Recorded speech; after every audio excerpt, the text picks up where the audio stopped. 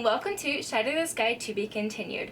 I just want to say before I start getting into this video that this video does contain spoilers for the book Shatter the Sky by Rebecca Kim Wells. If you have not read this book or you do not want it spoiled, please stop watching right now and go watch my previous video, which was up on Friday, which was also a spoiler-free review of this book. I'd really appreciate it.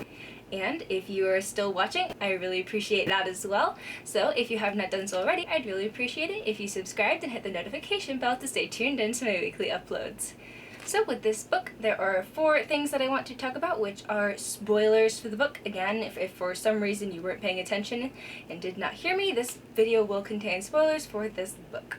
So the first thing that I want to talk about is Meryn, and I mentioned that in my previous video that she had 4 personality traits, but I stopped before I mentioned the 4th because it was a spoiler.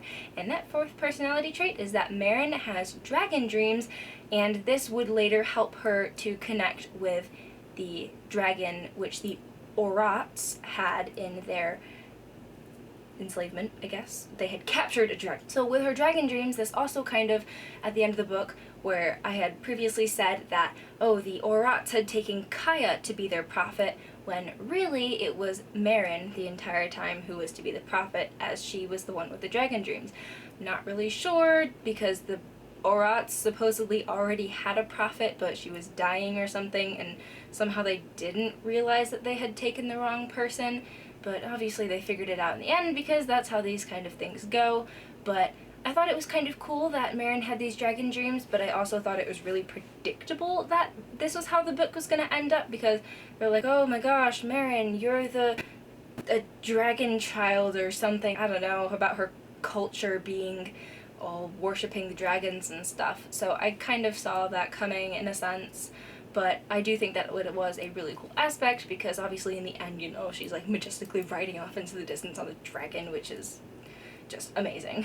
But anyways, moving on to the second thing that I wanted to talk about.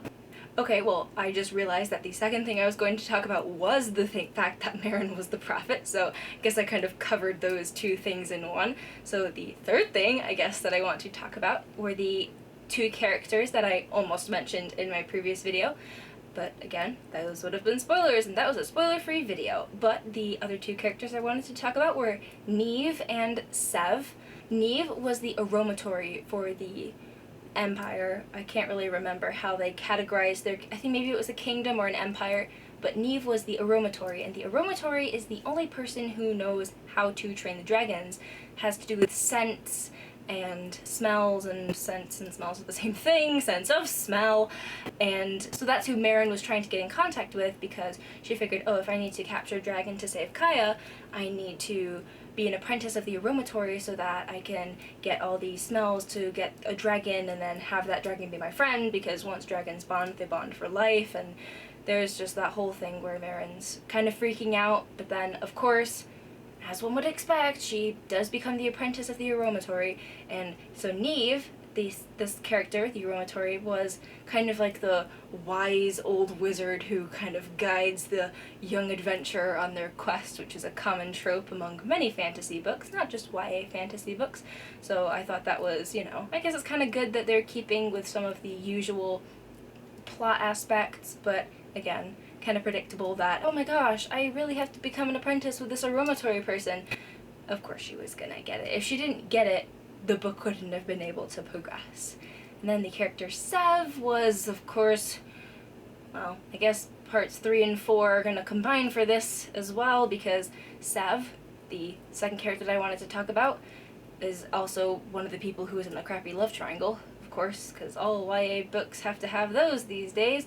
But Sev was the lost prince. I don't know, that's a really big spoiler, but before Meryn set out, there was this whole thing that her family talked to her about, oh, there's this lost prince, and nobody knows where he's gone, and everyone's looking for him, and of course, oh, I'm just gonna talk to this one random person in the castle that I'm working at. Oh, he just happens to be the lost prince? No way, that's crazy.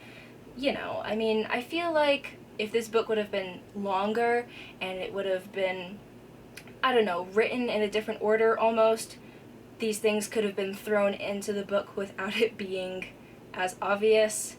I don't know, I just feel like the author was trying to get the book over and done with, so she just crammed too much into one book. Maybe if this book would have been split up into 2 different books and, you know, the events took longer and she actually had to work for more stuff rather than it just being bam, bam, bam, bam, bam, I've got to do this, I did this, next thing, next thing, next thing, next thing, and then get to Kaya and with the dragon. And I don't know, I just feel like maybe it could have been paced a little bit differently and it would have made it better. No, I wouldn't say it would have made it better. I did think it was a decent book, but I just feel like the love triangle thing, because Meryn, at the beginning of the book, she's like, oh my gosh, I love Kaya. I've got to go throw myself into the middle of the fight to go get this girl that I love, and then all of a sudden they're like, oh, here's this lost prince, he's falling in love with you and you're gonna start falling in love with him. But then she's like, oh no, but I still love Kaya, but I also love this Sev guy. And then when she finally meets with the Orats to get Kaya back, she's like, oh my gosh, Kaya, you've changed, I don't know how I feel about you. And then the Orats are like, oh, both of your heartmates. And then, Meryn's all like, both of my heartmates? I'm only supposed to have one heartmate, which is basically like a soulmate. So, and obviously this book is gonna have a sequel, or maybe it'll be the first in a series. I haven't really looked into it all that much, but it'll be interesting to see how that plays out, I guess.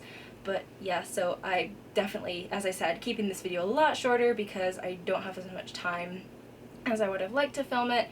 But that was just kind of my rant thrown at you. I'm really sorry for this video. I'm sure it's going to be bad quality, which I do apologize for, but I really hope you enjoyed it because I really do want to still try to get 2 videos out a week. But that's all for this video. I really hope you enjoyed it, and if you haven't done so already, please subscribe and hit the notification bell to stay tuned in for my next upload. Thank you for watching. Bye!